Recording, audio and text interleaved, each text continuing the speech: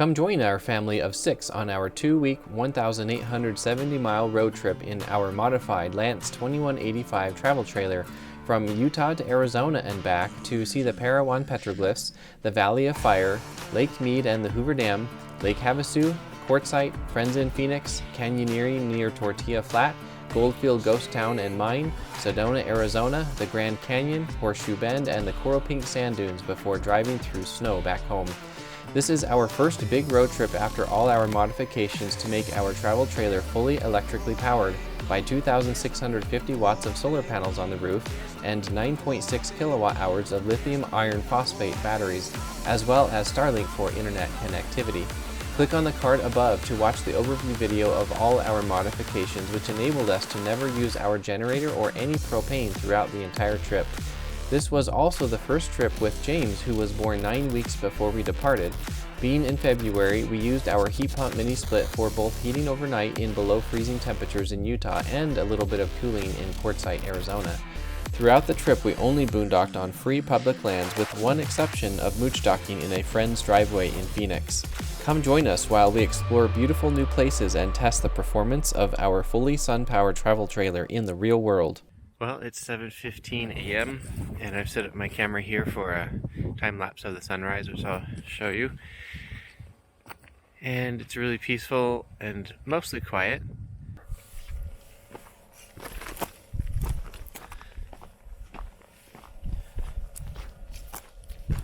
Time for breakfast. Hey girls, how did you sleep? Want pancakes for breakfast? Yeah! Not that loud. Doing your school already, Lid? Good job. So the battery is at 31% and we're only at 7:24 a.m. We're going to be cooking using a lot of energy, but that's a huge buffer. So I'm actually going to turn on the electric water heater, which we have been leaving off mostly.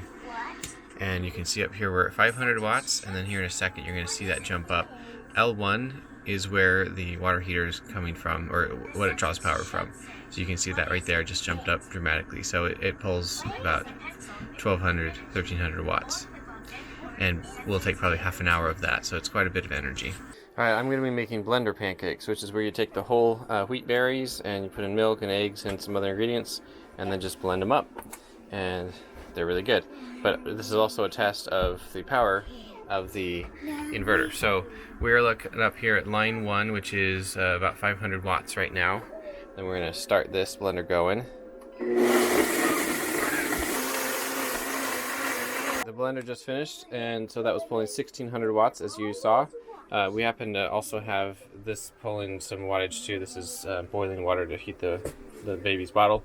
That's off of line 1 too. So it's not all exact numbers, but it handled a Blendtec blender just fine. The induction cooktops are both on high as they go, which is, you can see right here, 450 degrees, and I'll turn it down here shortly. I just wanted to test how much power they draw initially. And coming up here, looks like, so they're on L2, and so that's at 1,700 right now, and then L1 has the water heater on it, plus other general electronics in the trailer. And we are getting 30 watts of, or 28 watts of solar, which is pretty insignificant right now. So I'm going to turn these back down to probably more like 390. We'll see how that goes, what the pancakes need. Okay, I've determined that the cooktops work best with the temperature at about 360 degrees. And they're cooking real quick, and the batteries go down real quick too. But you can see here on L2 that 940 watts is what L2 is pulling now. So now that the cooktops have gotten up to temperature, they're not pulling nearly as much energy as they were before, where it was at 1,700 watts. The solar is increasing fairly rapidly because the sun just came up. Hey girls, how's your breakfast? Yeah? You want more, Lydia? Yeah. Okay.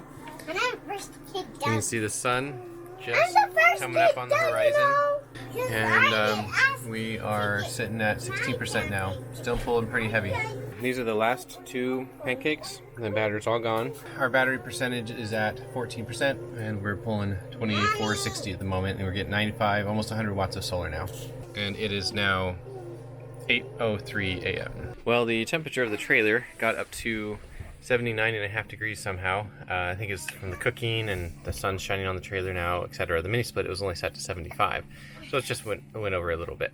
And it shows as 51 outside. So in any case, I'm going to go ahead and turn off the mini split, and we'll just see how well it keeps the temperature that it has, because it's pretty warm in here, and we don't need to use that energy for that right now. All right, one last update this morning. We're down to 2% battery, 400 watts of solar. I just turned off the water heater. It was still on. It's been on for a while, but we did dishes. So now we're charging our batteries back up. We are about to take off to go hiking. And looking at the time, it is now 10:16. Now keep in mind, this is Utah time, that hasn't updated. And we're at 11% on the battery, 1171 watts of charging. Now our AC loads are at 361, and part of the reason for that, actually the majority of it probably, is this crock pot. We have our dinner cooking in there, and that's going to be going for the rest of the day while we're hiking. Are you excited to go hiking, Lydia? Yeah? Oh, she's going to be quiet because James is asleep. So we're packing up the truck, and we're going to take off and go hiking. We're all in the truck. Are you excited, Lucy? Yeah? How about you girls back there? You excited? Okay, James is still asleep. All right, we're going to go to Elephant Rock first, and that's a 12-minute drive away. Let's go. We just entered the Valley of Fire, and you can see the feast station there behind me. The Elephant Rock that we're going to go hike up to is just right up there. Are you excited for the hike, Lid? Yeah. Yeah? All right. What did you find? Cave. Oh. Hey, Clara. Hi.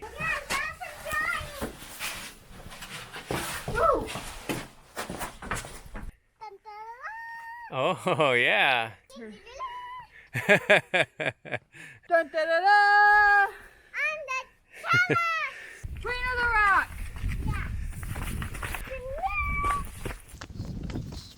Very nice, Lucy. You're very color coordinated today. All pink and pink. Does anybody see the Elephant Rock yet? Oh, Lydia sees it. It's that rock right up there. Yeah, good job, Lydia. You saw it first. Because I saw that line. Yeah. Like a jump. Yeah, that's right. You see it now, Lucy? I want to go climb on it. Nope. Why? See that sign? Can you read it, Lucy? Please keep off. Yep. Dang it. Pretty cool view right here. This is right at the peak of this road, and we're going to be coming this direction next. So far, my verdict of this trail is that it's very kid-friendly, and they are having a blast exploring. This was a 0.1 mile hike. We've still spent quite a bit of time here, but that's okay. That's what we're here for, just to explore and have fun. Lucy, what do you think of this hike so far? I like it. Yeah? This is so cool. And we're back to the truck almost. All right, we're back on the road, and now we're going to another point of interest that is about an 11-minute drive away at this point. Girls, what did you think of Elephant Rock? I liked it. Yeah? Yeah? Is it really elephanty? Yeah. It's a pretty cool view here, huh? The rock formations along this road are very striking, and also there are various points of interest along the way, such as this picnic area on the left, which we didn't stop at. Look at these cool rock formations. This is called the Seven Sisters. It's a nice picnic area. Yeah. Dave's only knows. No night camping. This is the Atlatl Rock campground to our right. All right, we've now turned onto the Scenic Loop Road, and we're gonna go check out the Fire Cave or Wind Stone Arch. I'm not totally sure what's here, but I think it's both. We're just exploring to see what's here. Hey, Clara, did you know that this rock is called sandstone? No. No? That's where the sand comes from. It just wears off of the rock and becomes sand. And Lucy found a bunch over here, huh, Lucy? What did you find, girls? You love caves. Another cave, huh? If it was raining, that would be perfect to protect you, huh? Oh, wow.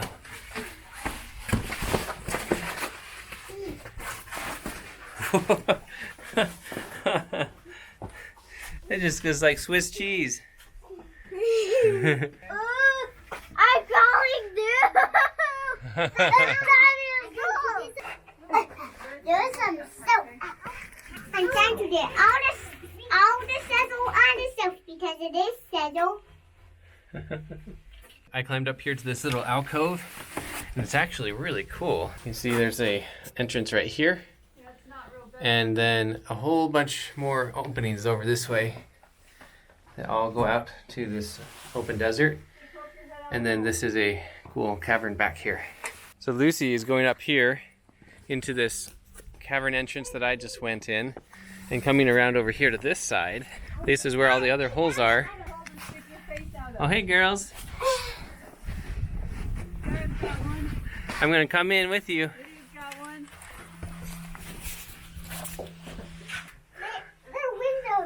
Hey girls, what do you think of this cavern? Good. I want to eat lunch in here.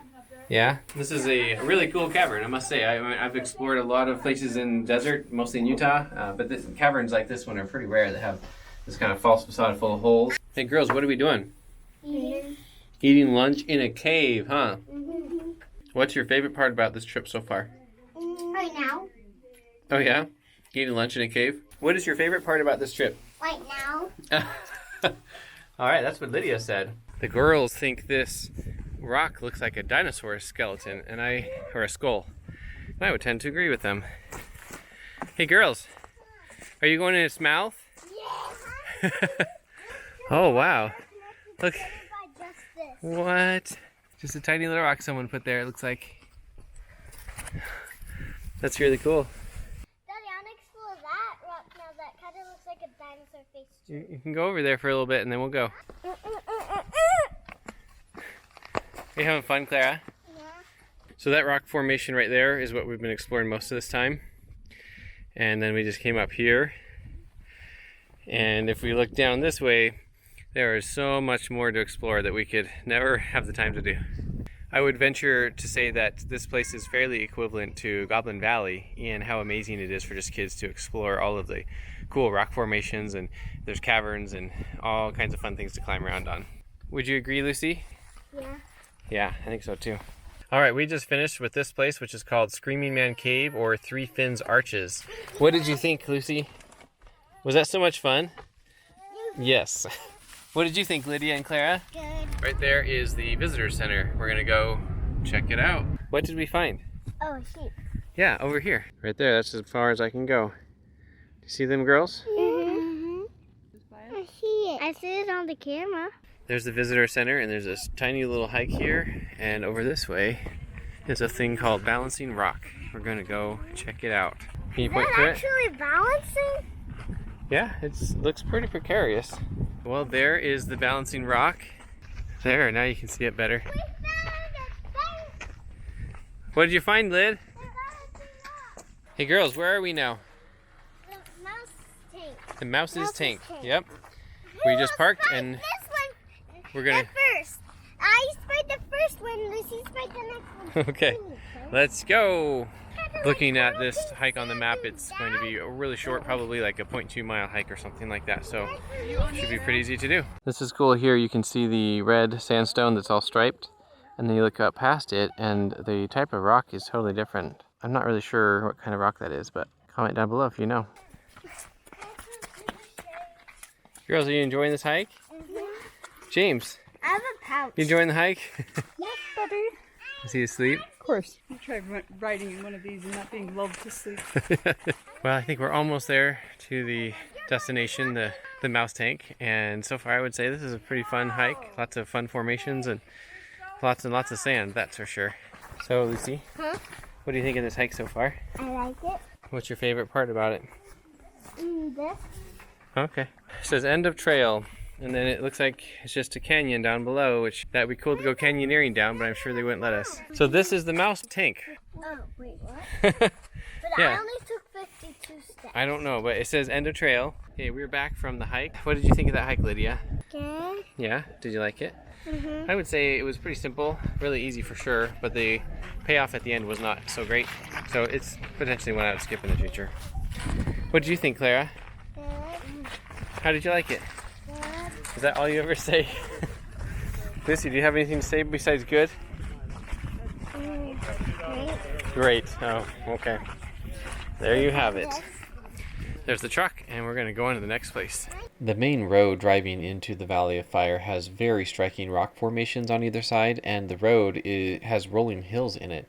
So it makes for a really striking view just driving in. If you just manage to just have time to do that, it would be a really cool drive just to come in and see it if you happen to be in the area. We're now at the Firewave parking lot, and James is eating but is upset that his milk is cold. We have some data reception here, so I thought I'd check out the RV. And the battery percentage is at 67%, and it's currently charging at 978 watts. And the AC loads are at 98, but they were 350 a second ago. The crock pot kind of alternates on and off, and it's still going. And the DC loads are almost nothing, so that means the fridge is currently not on. So I thought I'd just give a quick update of the trailer, and that's the real-time stats on it. All right, here is the Firewave trailhead. Looks like it is difficulty of moderate trail. And only 175 feet up, which is nothing for us. 1.5 miles round trip. Should be no problem. Parking lot is super crowded, but we persisted and eventually found a spot. And now we're gonna go down this trail. This is the trail right here. You can't tell because it's just open rock, but you can see a marker up there. Clara, what does a fox say?